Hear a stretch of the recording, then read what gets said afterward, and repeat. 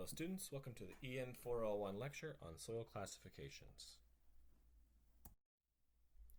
So here's a roadmap for our lecture. We're going to be talking about the USCS soil classification system. We'll go into soil categories, sieve analysis, we'll talk about permeability, Atterberg limits, and then we'll get through the USCS process. So the USCS is the Unified Soil Classification System. It's the standard of soil classification in the United States. It was developed by Professor Casagrande in 1948 for the use in World War II for building airfields. I guess he finished it up a little bit late for the war, but it's the system that we use today. There's three major categories of soils in the USCS system. We have coarse-grained soils, which is going to be our gravels and our sands. We have fine-grained soils, which are our silts and clays. And then we have highly organic soils. So the USCS system is mainly designed to classify inorganic soils. It has classifications for organic soils, but the intent and the large majority of soil classifications are for inorganic soils. So our coarse-grained soils, our sands and our gravels, which means that our particle size diameter for each individual soil particle is greater than 0.75 millimeters and up to 2.5 millimeters. Up to 2.5 inches. Above 2.5 inches is no longer considered gravel; it's considered a type of rock. And then our fine-grained soils, each soil particle has a diameter less than 0.75 millimeters. So that's our silts and our clays. So the way we determine the size of the particles is we do what's called a sieve analysis. And that tells us the quantity and size distribution of particles in any given soil sample. So some other terms that we use for soils is cohesive and non-cohesive. All right, so cohesive soils, basically what that means is the particles stick together on their own. Right, so cohesive soils would be our silts and our clays. So if any of you have ever made anything out of clay in your life, you know that the material you use is sticky, and you can form it into pots and whatever your heart desires, right? But that clay is actually made up of billions and billions of tiny microscopic little particles that are stuck together via a process or mechanism called cohesion. So we call those soils cohesive. So non-cohesive soils, that's our coarse-grained soils. So coarse-grained soils usually have great engineering properties. They're usually very strong. And we use the term non-cohesive if you just kind of think about, two pieces of gravel. They don't exactly stick to each other. If you're out on the beach, the sand particles don't really stick together unless there's some water in between them. But the dry sand is non-cohesive, right? It doesn't really stick together. Even the wet sand is not really cohesive either. It might sort of stick together a little bit, but not really. So our coarse-grained soils are non-cohesive, and our fine-grained soils are cohesive. And then we have our organic soils. So organic soils are not suitable whatsoever for engineering purposes other than growing plants. Organic soils have a tendency to decompose and to retain a lot of water, and neither one of those are great properties for structural or engineering purposes, as they would compromise the ability of the building to stand up. All right, so our sieve analysis to determine whether our soil is coarse or fine, aka non-cohesive or cohesive. So essentially what we do is we use a stack of ASTM sieves. So ASTM is the American Society of Testing Materials. We've seen that designation already in our materials lecture. They also specify how to do a sieve analysis. So each one of these little pans that you see here is a sieve, and a sieve is basically a pan that has fixed opening sizes that allows particles that are smaller than the openings to pass through. So if you've ever made spaghetti, you might call it a colander. You put you cook the spaghetti and you put it in the colander and you allow the water to drain off. So similar process here, except we don't want any water in there. We just want soil. So each sieve in this stack has a number, and the number on the sieve is equal to the number of holes per linear inch. So if you go 1 inch in any direction, that's how many holes you will run into. It's not number of holes per square inch, it's per linear inch. So the sieves are stacked from smallest number to largest number. Typically you'll put a number 4 sieve on the top and a number 200 sieve on the bottom, and then right below this number 200 sieve is the pan, and that collects anything finer than what's in the number 200 sieve. And why do we use the number 4 and the 200 sieve? Well, those are our delineators between coarse grain soils and fine grain soils. So the number 4 sieve, anything that's caught on this number 4 sieve, so actually this sieve right here is a number 4 sieve. So anything that gets caught on this sieve or any sieve with a smaller number is a gravel. Any soil that passes through the 200 sieve into the pan is a silt or a clay, and everything in between is going to be sand. So on top of the number 4 sieve is gravel. Between the 4 and trapped on the 200 is sand, and anything that passes through the 200 is sand. All right, so a quick question here. What sieve number is this? If this red arrow is saying we have 1 inch, is this a 16 sieve or a number 4 sieve? And the answer is number 4 sieve, because the number is per holes per linear inch. So we have 1 inch linearly, so 1, 2, 3, 4, number 4 sieve. So see that number 4 sieve lines up with 0.187 inch opening, and that number 200 sieve would have 200 holes per linear inch, so 200 holes this way and 200 holes this way, so that's a lot of holes per square inch, and the openings on that number 200 sieve are 0.75 millimeters. Alright, so what's the big deal with particle size anyways? So particle size really dictates how the soil interacts with water, and one of the big interactions with water is called permeability, right? So permeability is essentially the soil's ability to allow for the flow of water through the soil. So coarse grained soils flow water really well. Think of a pile of gravel, sitting next to you, and if you poured water on that pile of gravel, that water would just kind of flow out and just make a mess all over your room. The coarse grained soils, they have high permeabilities. So fine grained soils have extremely low permeabilities. So fine grained soils essentially don't flow water at all. So much so that some clays are considered to be impermeable and are used for things like landfill liners and pond liners, because the water just won't penetrate them in any amount of time. So permeability rate is measured in velocity. We have 10 to the minus 11 meters per second velocity of some clays. You're talking millions, billions of seconds to go 1 meter. Actually, I think 10 to the minus 11 is in the trillions. So you're taking a really long time to go 1 meter, a very short distance. So this ability to hold on to water negatively affects soil strength, because water does not add any additional strength to a soil. It actually reduces the strength of a soil, and so these fine-grained soils hold lots of water, just like our organic soils, so their strengths usually aren't that great, whereas coarse-grained soils, they allow that water to flow freely and out of the soil, so our coarse-grained soils end up being stronger. So that's kind of why we sort of care about particle size diameter.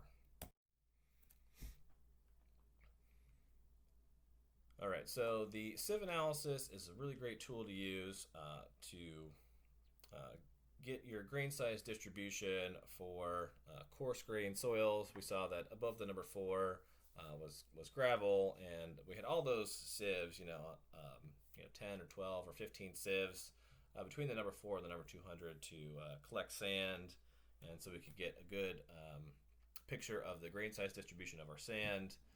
And there's not really a lot of sieves finer than the number 200. Basically, the particles become so small at that point that they clog up the sieves, and so really the 200 is usually about as small as we do on a sieve analysis, because it's just not practical to do a sieve analysis on fine grained soils. So how we classify fine grained soils is by their Atterberg limits. All right.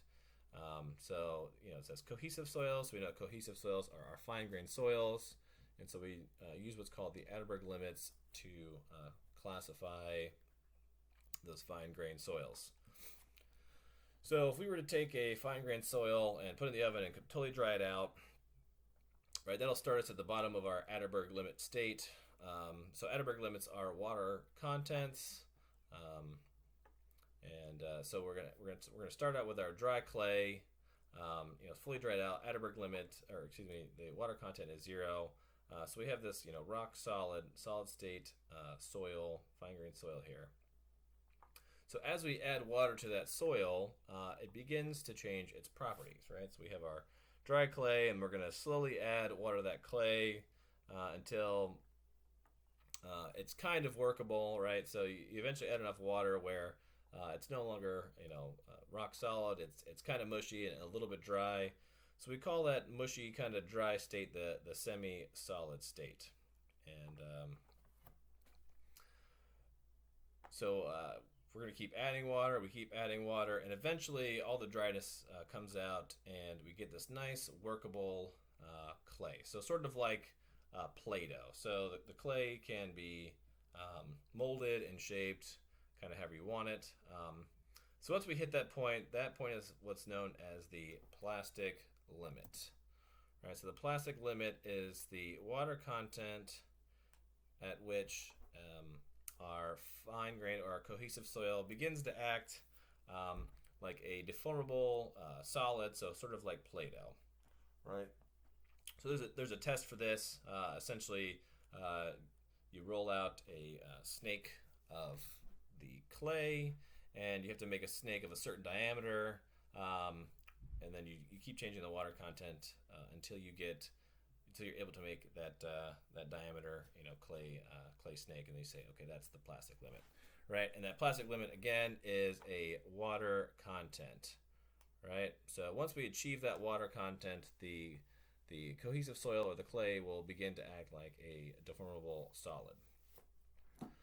All right, so we keep adding water, and so we're going to move up from our plastic limit up into from our plastic state up into our liquid state. So we've added enough water, so now that this cohesive soil is acting sort of like a kind of soupy, has a more of a liquid property to it.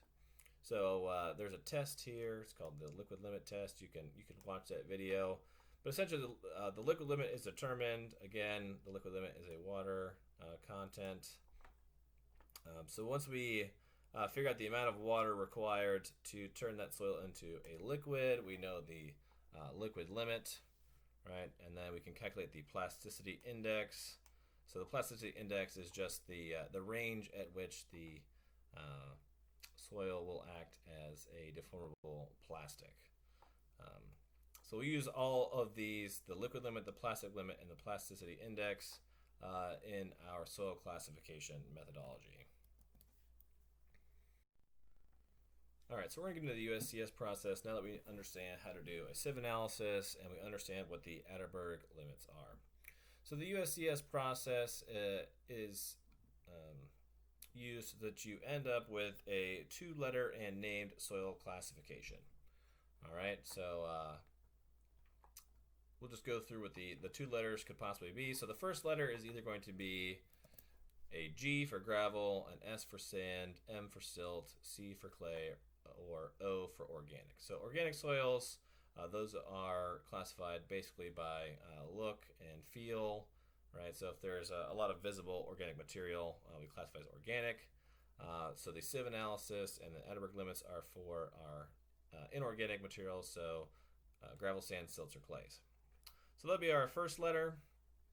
Our second letter could be either silt or clay, so you could have a silty gravel or a clayey sand, but you may also end up with the letter P, W, H, or L. So P meaning poorly graded, which means all of the particles have a very similar particle size, and we call that poorly graded because soils with lots of similar particle sizes tend to have higher void ratios because there's not smaller particles to fill in the void spaces, right? So and soils like to have lots of particle sizes because the smaller particles fit in between the bigger particles, right? So when we have diversified particle sizes, we call that well graded, so P or W.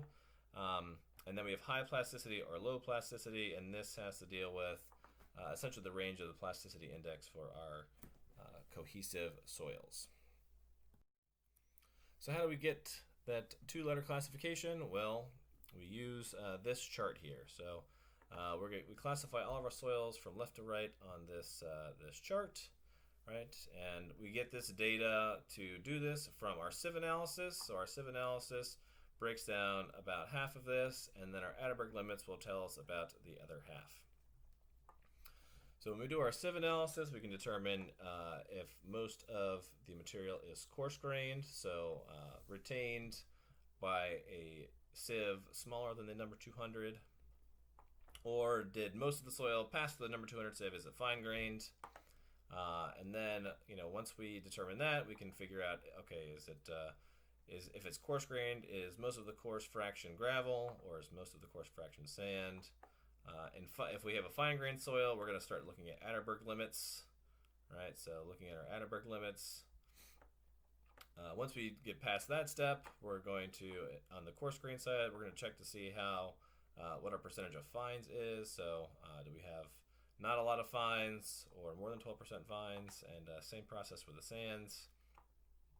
In our fine-grained soils, again, organic, we're not going to do any organic classification because you sort of have to just see the organic material in the soil to get the organic classification. So all of our fine-grained soils will be inorganic.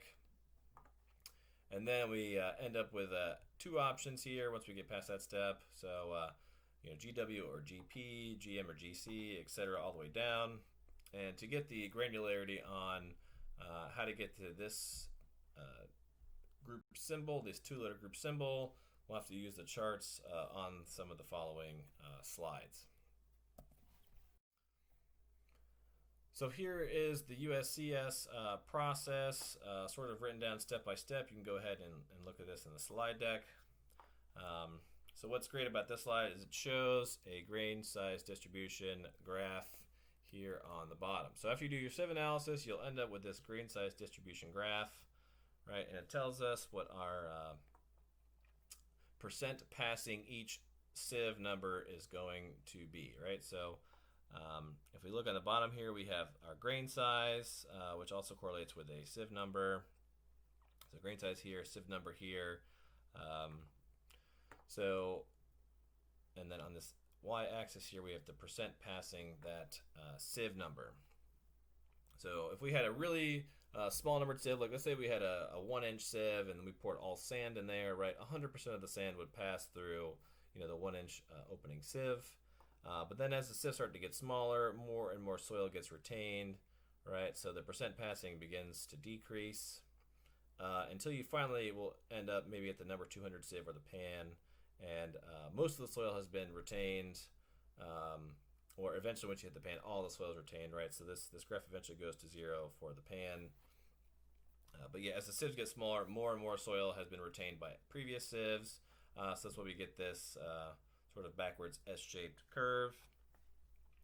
And then once we have that grain size distribution, we can find some key percent passing numbers that we use for some calculations.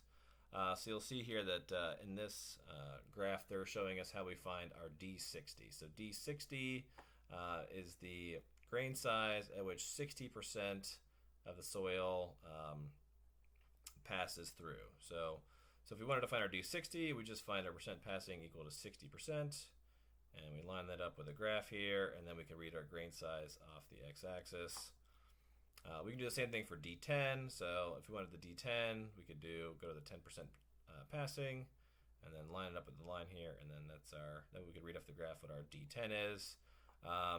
Other common ones are D30, and D50 would be our average grain size diameter. So all those calculations we did for average grain size and equilibrium beach profile and our fall time parameters, that would be the D50 of a soil at a beach. So those are important to calculate a couple coefficients we'll see on some of the next slides. All right, so table 3.2 has that granularity that you'll need to finish your USCS classification. So once you whittle it down to two choices, so like you might whittle it down to GW or GP, or GW or GP. So then you'll see that GW has criteria. So in the GW criteria, you see that there's a coefficient of uniformity, so CU, that you need to calculate, which requires the D60 and the D10. And you can read the criteria for that. And then there's also the coefficient of curvature, C sub C, and you need to calculate that using D30, D10, and D60. So if you whittle it down to GW and GP, GW just makes you read this clearly. So if CU was greater than 4 and C sub C was, say, 2, then we'd say it's GW. But for, let's say C sub C was 4, and let's say CU was 4.5. It wouldn't meet both criteria, so therefore that's what will be a GP. So GP says similar to GW, but doesn't meet both criteria. So once you whittle it down to those two options, you'll have to read through these tables. So there's several tables. So 3.2 here has all the gravels, and we'll click to show the next few. So table 3.3, you read similarly to 3.2, but this has your sands on there. And here's table 3.4. This has your clays and your silts. Remember, M is silt, C is clay.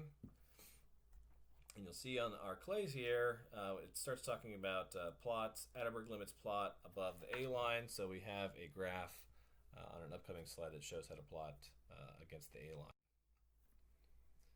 All right, so this is our A line plot. So we use this when the